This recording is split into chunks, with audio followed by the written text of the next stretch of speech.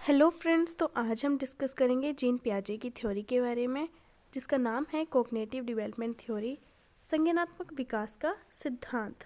Next है, Jean पियाजे Switzerland से बिलोंग करते थे। जीन पियाजे एक स्विस मनोवैज्ञानिक थे। पियाजे emphasize the importance of physical environment in our development.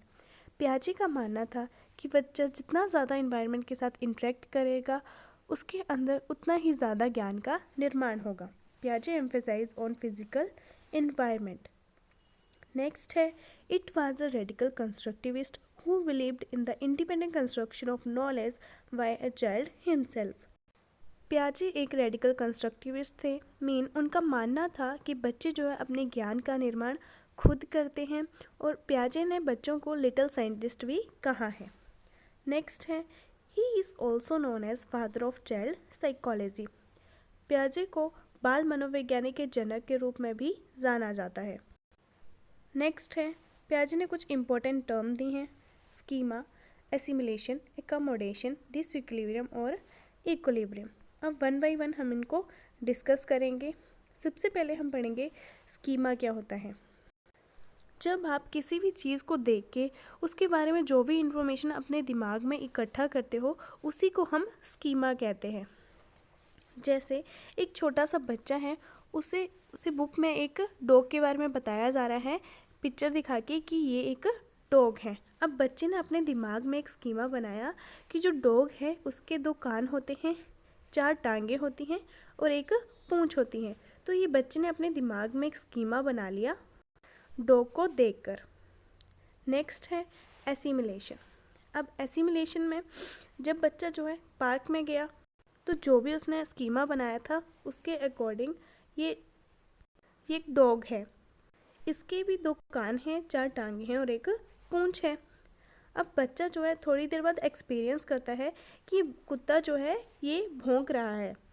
अब बच्चा जो डिसइक्विलिब्रियम हो गया, क्योंकि बच्चे ने जो स्कीमा बनाया था उसमें ऐसा कुछ नहीं था।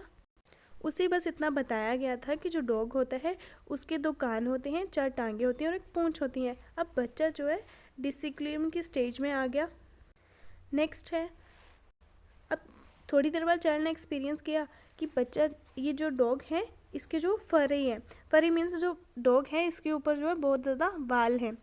अब बच्चा जो है फिर से डिसइक्विलिब्रियम की स्टेट में आ गया, क्योंकि बच्चे ने जो स्कीमा बनाया था उसके अकॉर्डिंग उसमें ऐसा कुछ भी नहीं था।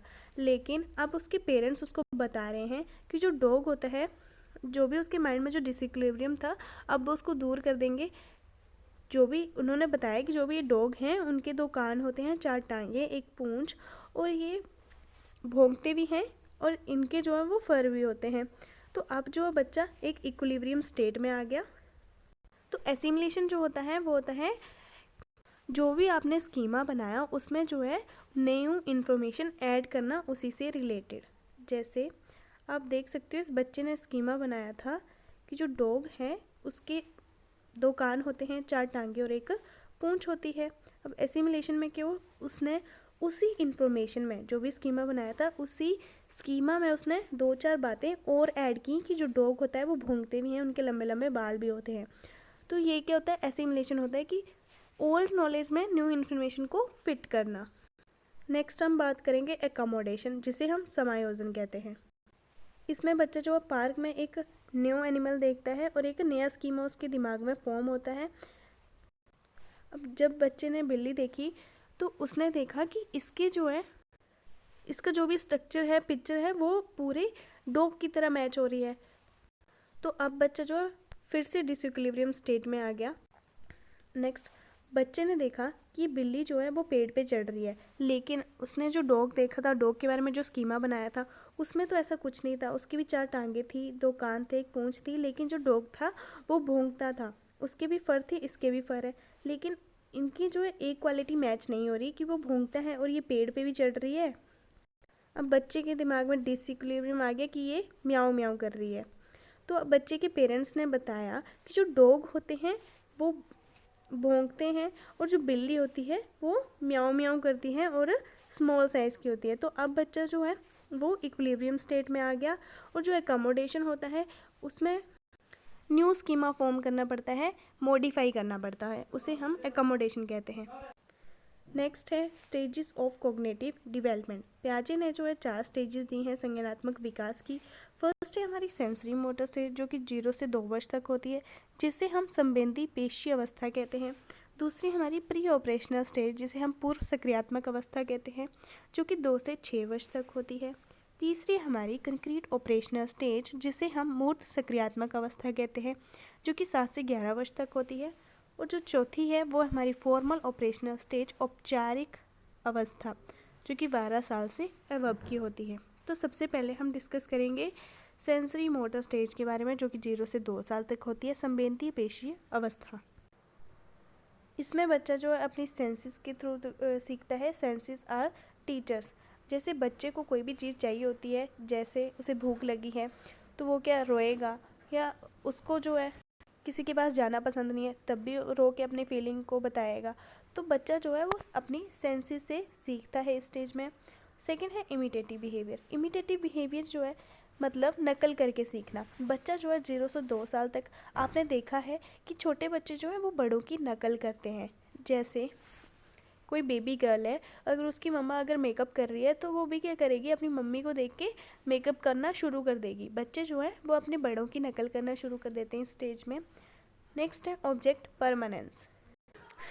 इसमें जो है बच्चे जो है अगर उनके सामने कोई ऑब्जेक्ट है, आपने उन्हें कोई ऑब्जेक्ट दिखाया और आपने कहीं उसे छुपा दिया, तो बच्चे क्या है उसको ढूंढ लेते हैं।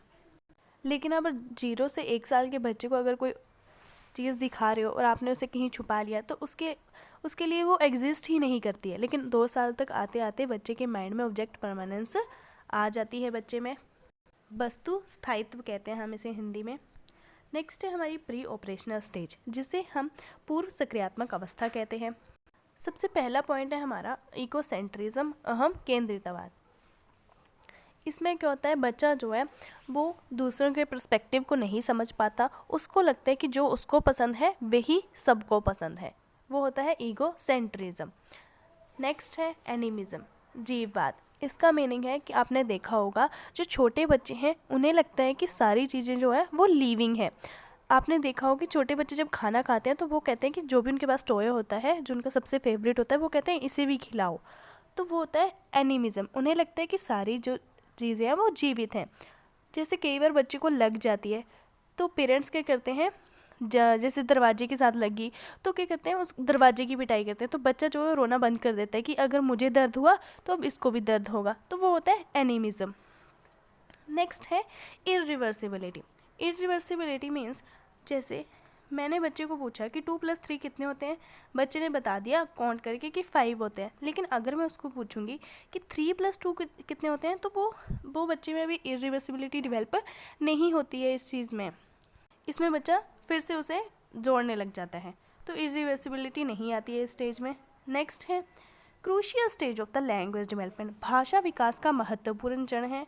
ये पेपर में बहुत बार क्वेश्चन पूछा जाता है कि लैंग्वेज को सीखने के लिए सबसे क्रूशियल स्टेज कौन सी है, तो वो है हमारी अर्ली चाइल्डहुड स्टेज, जिसे हम प्री ऑपरेशनल स्टेज भी कहते हैं। नेक्स्ट है अकॉर्डिंग टू पियाजे, child learn to think first and develop the language letter.